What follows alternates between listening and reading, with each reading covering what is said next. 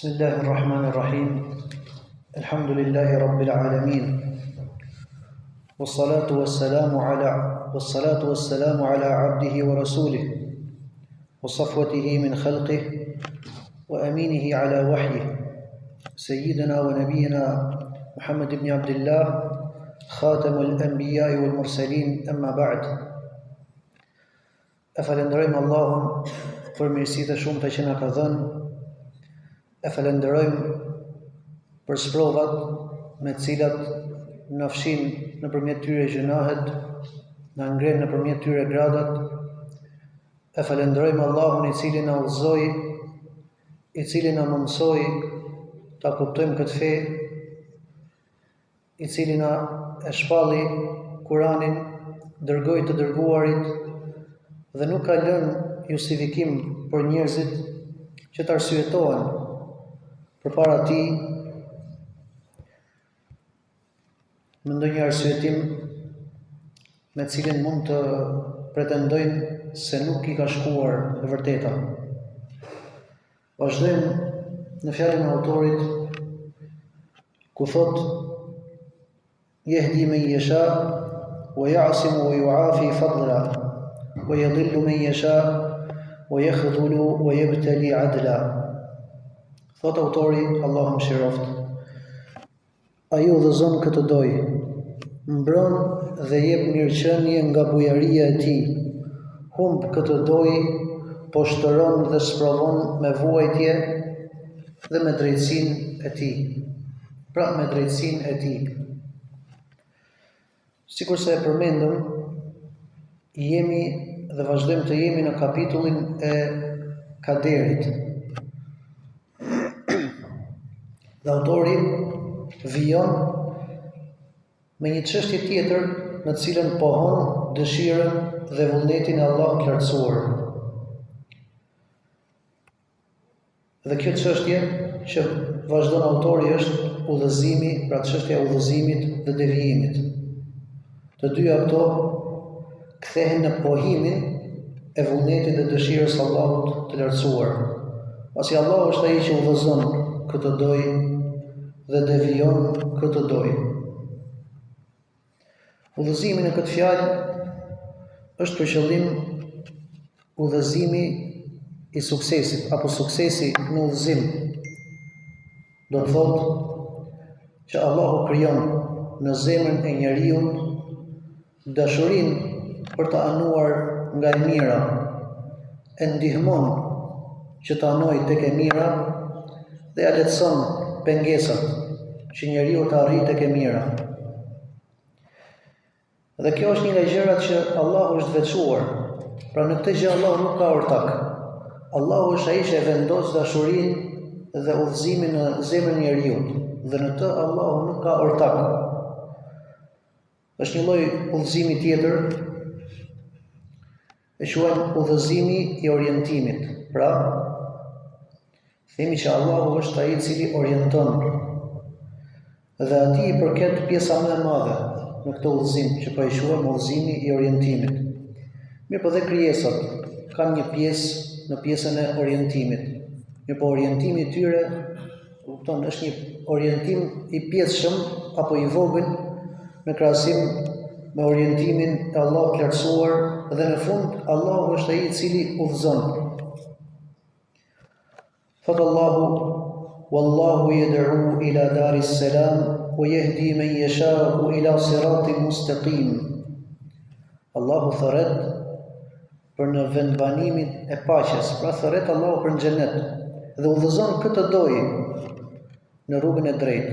Këtu Allahu i pohon të dyja, pohon orientimin, pra që Allahu të thret për në xhenet, dhe pastaj udhëzon këtë doj, pra udhëzimin që Allahu e vendos në zemrën e atij që don udhëzimin.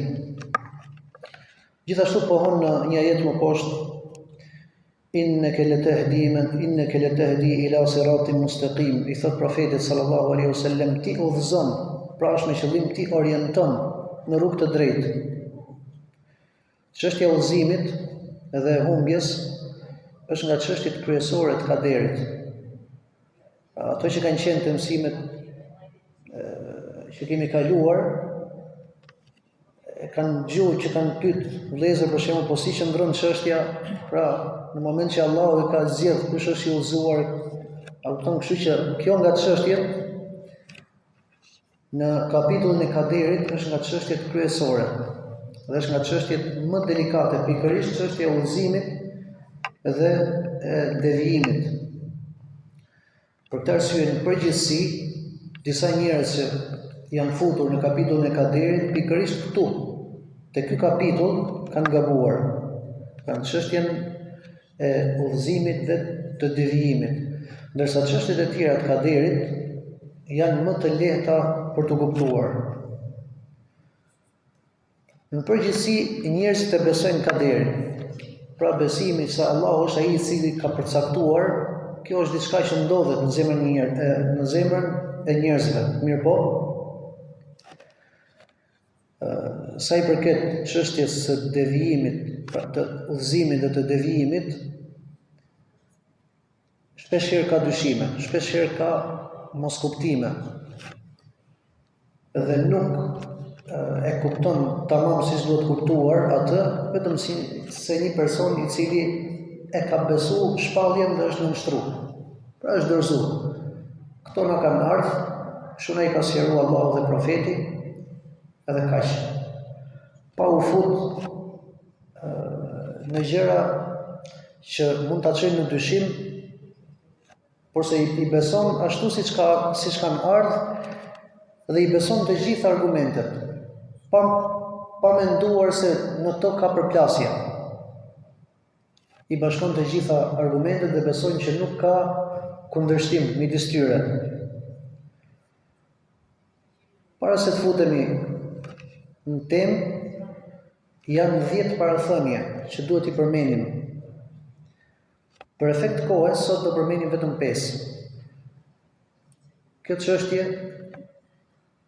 është delikate, siç e thash, është nga çështjet kryesore që lidhet me kaderin, edhe do dhe kohën e vet. Unë ju them që nuk do futemi në detaje që nuk ju interesojnë. Këto 10 parathënie që do përmendim inshallah, për mua janë më shumë edukative se si njeriu duhet ta ketë qasjen në lidhje me kaderin, pra në lidhje që Allahu udhëzon dhe devijon këtë dojë. Pra para se të trajtojmë temën, do t'i përmendim me lehtë Allahut, dhe sot kemi vetëm 5 prej tyre. I kam përfshirë të ky mësim. Po zgjatur vazhdojmë në parathënien e parë. Dhe ajo është që prej dijes së kaderit ka gjëra që dihen, ka gjëra të tjera të cilat ka gjëra që dihen dhe ka gjëra të tjera të cilat janë lënë të fshehura. Pra Allahu nuk na i ka treguar. Do të vinë vazhdim në fjalën e autorit se dija është 2 llojesh. Dije që ndodhet te krijesat dhe dije që është e fshehtë. Kush pretendon dijen e fshehtë, ka dalë nga feja. Kush mohon dijen që ndodhet te krijesat, gjithashtu ka dalë nga feja. Për dijen ke krijesat po flasim për shpalljen, që i ka shuar Allahu profetin. Për ky është kuptimi me 2 dije, pra dije e fshehtë që është tek Allahu dhe dije që është tek krijesat tek robërit që Allahu ja ka dhënë, dijen pra profetit shumë rreth. Kapitulli i kaderit dhe veçanërisht çështja e udhëzimit dhe humbjes, prej saj ka gjëra që njihen. Në Kur'an, Sunet i dim disa gjëra. Edhe ka dhe gjëra që nuk njihen. Pra, ka gjëra që njihen dhe argumentet në të janë të qarta dhe kjo është ajo me cilën muslimani duhet të angazhohet. Pra në ka përmend Allahu në Kur'an dhe profeti në hadith sallallahu alaihi wasallam në lidhje me kaderin. Këtu duhet mundohet muslimani ta kuptojë me atë që ka ardhur në Kur'an dhe Sunet. Dhe duhet ta frenoj veten çfarë vjen pas saj. Pra, çfarë vjen përtej Kuranit dhe Sunetit? Pse? Sepse është një pjesë e kaderit, domethënë që nuk kemi të drejtë më u fut në të. Pse? Sepse është nga çështjet e ghaibit, nga çështjet e të fshehtës. Edhe ne jemi ndaluar që të futemi të gjërat e fshehta, të cilat nuk na kanë ardhur apo nuk kemi mënyrë se si me i ditë. Kuptimi i kësaj është fiks si tek emrat dhe cilësitë e Allahut të lartësuar. Ne e dimë çfarë është dora, ha? Kjo është dije tek njerëzit. Ne e dimë çfarë është dora, por gjithashtu dimë që si Allahu nuk është asgjë dhe askush. Mirë, po formën e kësaj dorës Allahut ne nuk e dimë. E njëjta gjë me kaderin. Sa gjëra ne i dimë, ndërsa ato gjëra që nuk e dimë, nuk futemi në të. Por besojmë atë që dimë ashtu siç na ka ardhur në Kur'an dhe në hadith. Pra është detyrë, kjo pjesë e kaderit që na është fsheh, ne nuk duhet futemi në të. Ka thënë profeti sallallahu alaihi wasallam: "Wa idha dhukira al-qadar fa'amsiku." Kur përmendet kaderi, përmbahuni. Ktu ka për qëllim kur përmendet kaderi përtej Kuranit dhe Sunetit, çështje që nuk kanë ardhur në Kuran dhe Sunet. Ndërsa ato pjesë të cilat kanë ardhur argument, normalisht duhet mundohet muslimanit t'i bashkojë argumentet dhe t'i kuptojë. E nëse nuk e bën këtë, pra nëse nuk përmbahesh, atëherë kjo gjë të çon humbje. Se padyshim që një person i cili futet në të fshehtën me intelektin e vet duke pretenduar që ka për të arritur me kuptu diçka, gjithmonë historikisht ka devijuar, ka dalë nga shinat. Nuk ka mundësi njeriu vetëm se nëpërmjet shpalljes ta kuptojë. Për këtë arsye kanë thënë selefët, pra të parët e mirë të këtij ummeti, el-qadaru sirrullah, fala nakshifuhu. Pra, kaderi është e fshehta e Allahut apo sekreti i Allahut. Dhe ne nuk e zbulojmë atë. Kuptimin nuk futemi edhe as nuk kemi mundësi. Pra njeriu nuk ka asnjë mundësi ta zbulojë atë pjesë të kaderit e cila është fshehur.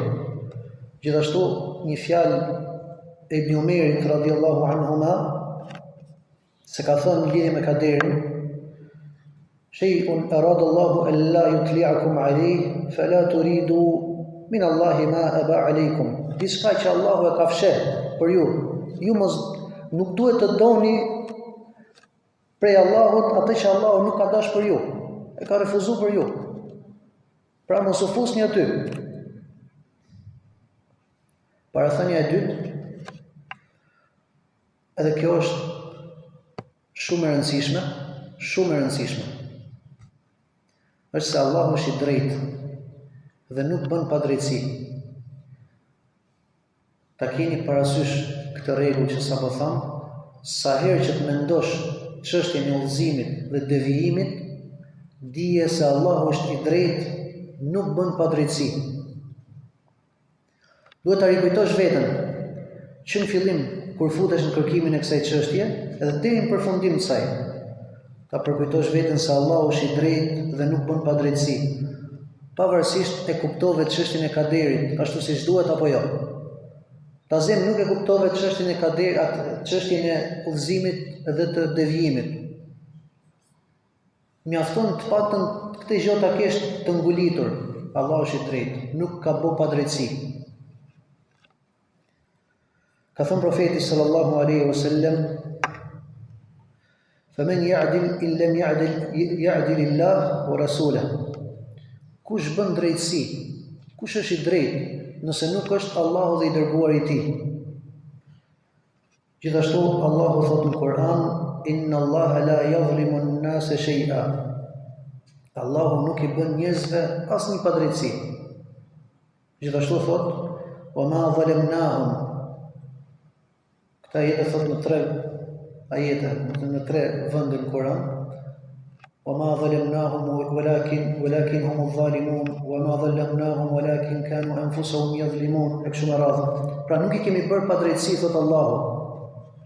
Po ato i bën padrejtësi vetes tyre.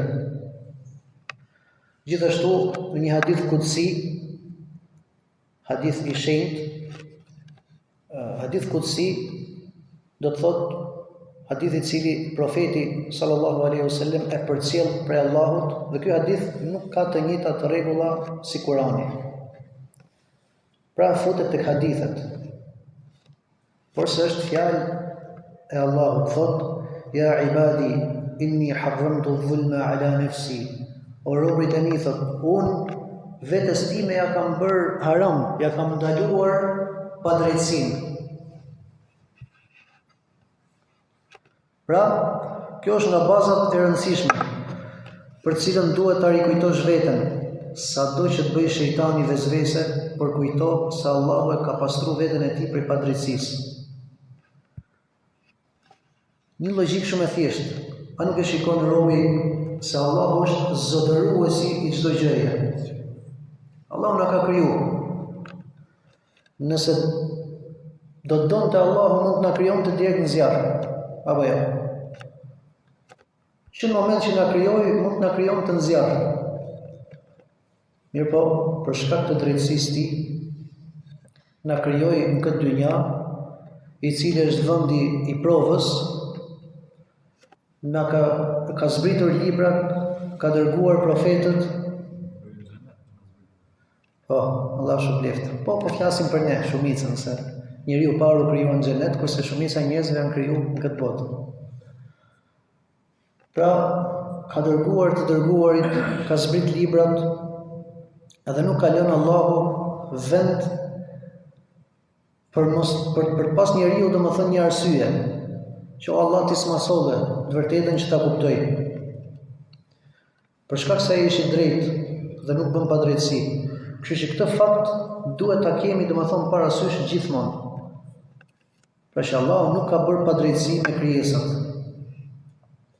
Parathënia e tretë, Allahu ka urtësinë e përsosur. Ai ka urtësinë e përsosur në çdo gjë që krijon, në çdo gjë që përcakton, në çdo gjë që dëshiron, sikurse e kemi përmendur më parë, çështjen e dëshirës së Allahut. Dhe pohimi i urtësisë së Allahut në gjërat që vepron dhe dëshiron është çështje që s'ka diskutim. Dhe për këtë ka mira argumente në Kur'an për urtësinë e Allahut. Gjithashtu dëshmon për të logjika dhe perceptimi pra që Allahu është, pra urtësia e tij është e përsosur. Kështu që kur Allahu udhëzon dikë, e udhëzon për shkak të urtësisë tij, pra me urtësinë e tij. Dhe kur e devijon dikë, gjithashtu me urtësinë e tij. Dhe në të dyja rastet Allahu është i lavdëruar. Në rastin e udhëzimit dhe në rastin e humbjes. Elhamdulillah, Allahu është i lavdëruar gjithmonë në atë që ai e vepron. Bashkë me këtë, përkujto veten se urtësia e Allahut është shumë e gjerë dhe nuk mund të perceptohet. Ne e dim diçka rreth urtësisë së Allahut dhe nuk dim shumë gjëra tjera, dhe mendjet tona duhet ta pranojmë janë të dobta dhe nuk mund ta përfshijmë me dijen tonë urtësinë e Allahut. Ndërkohë që për njeriu nuk ja kap dot mendja dhe inteligjenca urtësinë çfarë bën një njeri në veprat e veta. Pra në veprat që ka një person tjetër, ti nuk arrin ta kuptosh urtësinë e atij. E si mund të kuptosh atëherë urtësinë e Allahut, e cila është, pra nuk ka fund. Është e përsosur, është madhështore. Njeriu mund të kuptojë diçka prej urtësisë së Allahut, pse ka obliguar diçka apo pse ka bërë diçka, ama nuk e përfshin dot komplet urtësinë e Allahut. Padyshim që kjo është e pamundur për njeriu. Sikur se solëm shembull kur ti njeriu tjetër nuk e kupton dot. Allahu që është krijuesi i gjithësisë, normalisht që kjo është më e largët. Parathënia e katërt, dhe kjo është përforcim për atë që thon, pa për parathënien e tretë, është se mendjet tona janë të dobta. Sipas kësaj, është e pamundur që mendja të kuptojë hollësitë e udhëzimit dhe devijimit krijesave. Për këtë ti je i sigurt. Dhe këtu duhet më udhëzuar robi që ti nuk e kap dot urtësinë absolute të Allahut, pse e ka udhëzuar dikë pse një tjetër e ka lënë humbje. Sa do i zgjuar, i shkaftë dhe i ditur, të jetë njeriu, është e pamundur që me dijen e tij ta përfshijë urtësinë e Allahut, atë që përcakton në çështjen e udhëzimit dhe devijimit. Kështu që njeriu duhet ta njohë kapacitetin dhe mos ta tejkalojë limitin që ka. Disa selef kanë thënë: "Mathalun nadhiri fil qadar kan nadhiri fi shams, kullama nadhara ilayha izdada tahayyuran." Shembulli i atij që shikon, që vështron çështjen e kaderit, që mediton, që futet shumë të, është si ai i cili vështron diellin. Sa më shumë që e vështron, aq më shumë turbullohet. Sa më shumë ta shohësh diellin, aq më shumë tikën, si më thon, dobësohet shikimi. Ndërkohë që ne flasim për diellin, ne përmendëm diellin, po urtësia e Allahut, e cila nuk ka fund. Normalisht njeriu kur shikon diellin, duke arrit me e pa dhe me u qartësu pamja e diellit tek ai, vetëm se mund t'i kthehet dëm në shikimin e tij. Ndërsa Allahu normalisht që dëmtohet njeriu kur do të kuptojë urtësinë e Allahut në ato gjëra që nuk ka dije, sikur se përmendëm, dëmi do jetë më i madh, se kthehet dëmi në fenë e tij. Parathënia e 5 dhe e fundit,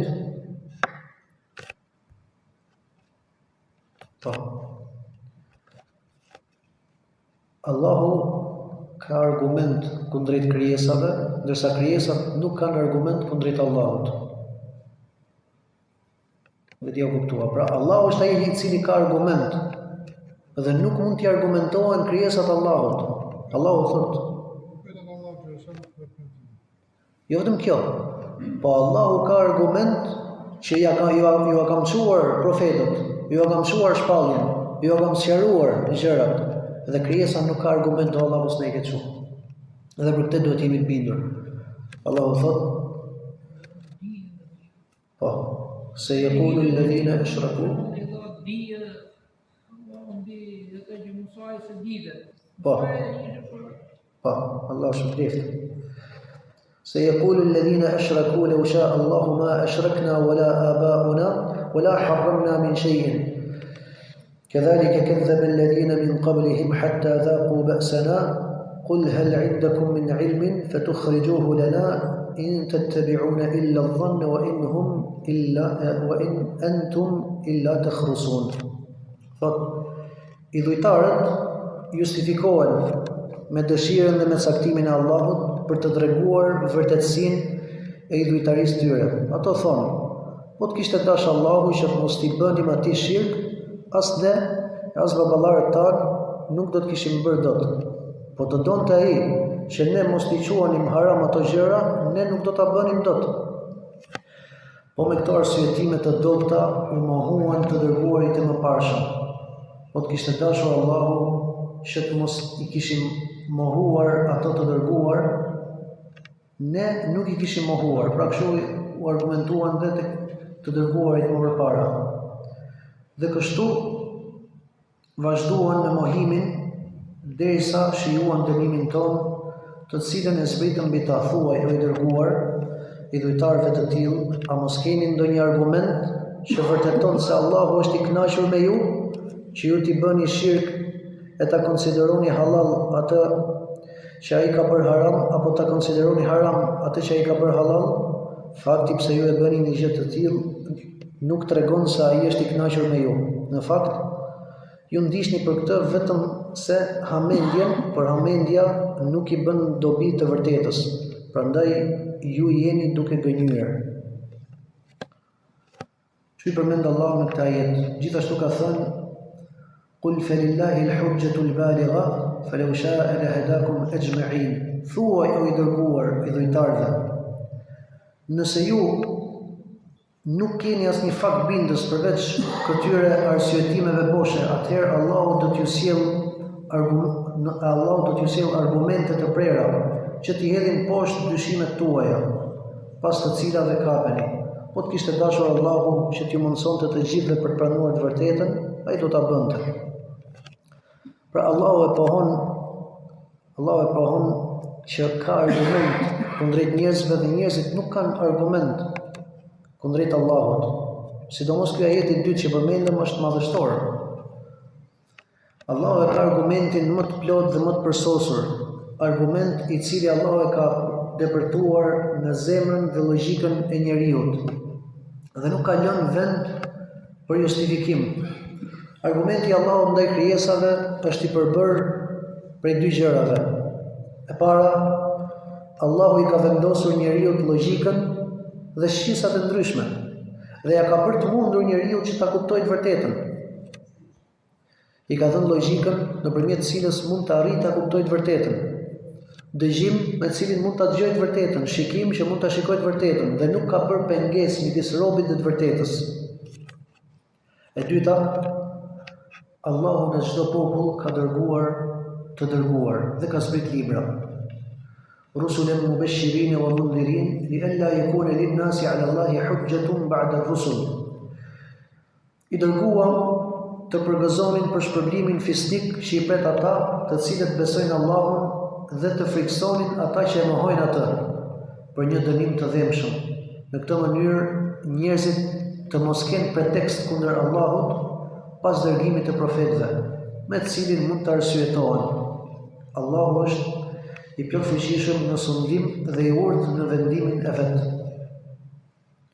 Gjithashtu ka thënë profeti sallallahu alaihi wasallam: La ahadun ahabba ilayhi al-'udhru min Allah, wa min ajli dhalik ba'atha ar-rusula mubashirin wa mundhirin. Nuk është asnjë thot që e don arsyetimin apo argumentimin në këtë rast më shumë se sa Allahu.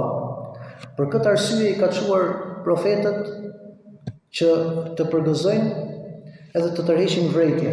Pra, Allahu don që mos të ketë tek njerëzit asnjë arsyetim që t'ja ketë përçuar argumentimin e plot. E për këtë arsye thot profeti i ka çuar të dërguarit që mos ketë asnjë njeri argument kundër Allahut. Atëherë Allahut i përket argumentimi i plot dhe i përsosur. Dhe nuk merren robërit në llogari vetëm se kur mblidhen këto dy pikat që tham. Nëse mungon një nga këto, shumë nëse njeriu nuk ka logjikën, nuk merret llogari. Nëse njeriu nuk i ka shku i dërguari apo nuk i ka ardhur një lajm, merret llogari. Këto janë arsyetimet, ja se mbaron. Këto janë arsyetimet që kanë robërit. Për këtë arsye profeti sallallahu alaihi wasallam na njofton në hadith se të çmendurit i është ngrit lapsi. Të çmendurit i është ngrit lapsi derisa kthjellohet, derisa dojë Allahu që të shërohet. Gjithashtu nëse nuk ka ardhur mesazh, atëherë robërit janë të arsyetuar. Allahu thotë: "Wa ma kunna mu'adhibina hatta nab'atha rasula." Thotë Allahu, ne nuk ja kemi dërguar asnjë popull në dëshkimin para se t'u shpalosim atyre argumentet me dërgimin e të dërguarve. Pra Allahu nuk dënon asnjë popull derisa t'ia çojë argumentin, t'ia çojë të dërguarin që t'i thrasë ato në fe. Vetëm atëherë ka ngrit argumentin Allahu kundra njerëzve. Nëse mohojnë, atëherë e kanë merituar dënimin. Po, kaq për sot, nëse ka një pyetje. Kjo argumenti i dërguarve, i meti parë që ta merren llogari është me Muhamedi alayhi salam, po është i fundit. Po. Që të dëshmoj për gjithë dërguarit. Po. Gjithë në gjykimin ka marrë puna, një fjalë nuk do ketë se të për punë dërguar. Po. Po jam edhe grupi tjetër që thotë që ditën e gjykimit do kenë një dërguar të veçantë, për ato që nuk kanë pas argumentin, që nuk kanë qenë nga fëmijë mendore. Kjo se përmendin, po normal, po Kur të shkojnë mbas se vjen më mbrapa, normal do ketë popull, do ketë mund të ketë jo popull, se do ketë njerëz, individ për shembull që grupi njerëzish që janë Allahu e di numrin e tyre. po, Allahu e din që mund të kenë. Gjykimi do vazhdojë akoma. Për një grup vogël, se numri i tyre di vetëm dy. Edhe ato, nëse do të themi me këtë fjalë që thon, atyre do t'i çohet argument, sepse Allahu i ringjall ato njerëzit që nuk i ka shkuar argumenti këtë dynja i ringjall dhe ja çon argumentin, i sprovon. Dhe i jep logjikën që ta kuptojnë dhe i çon në një dërguar që t'i sprovojë. Ai që e beson dërguarin fiton xhenetin. Ai që se beson, pra edhe atyre janë ngren argumentin. Allahu. Se ka një pyetje tjetër? Po. Lidhe me fillim panë të sekrata, kush pretendon që është njohës e fshehtë ose si gajbit, ka bërë kufër edhe Po. Po këtë pjesën tjetër kush pretendon se është profet dhe i ka shpallën, ç'do të dihet. Jo, nuk thash se. Jo, kush pretendon që ka dije për krijesave. Jo, kush mohon thash, dijen e krijesave. Kisha edhe shpjegova. Pra, një dije Allahu e ka rrit. Një dije ja ka dhënë njerëzve. Profetët apo siç Hidri e kështu. Pra që ishin e ulia, e kështu, ja ka quar Allahu njerëzve. Kush pretendon dijen e Allahut, ai ka dhënë nga feja. Dhe kush mohon dijen, kush e mohon dijen e profetëve që ja ka quar Allahu atyre. Pra duhen besuar në të dy forma. Mos futesh tek dia e fshehtë. Surja ju shumë vërtom atë po e pyetën. Se ka një pyetje tjetër. Allah shukran, subhanallahu wa bihamdihi, ashhadu an la ilaha illa anta, astaghfiruka wa atubu Jakubit ilayk. alayhis salam. A Jakubi alayhis salam ishte me i ditër, po me tjetër, ai ishte është Allah subhanahu wa taala.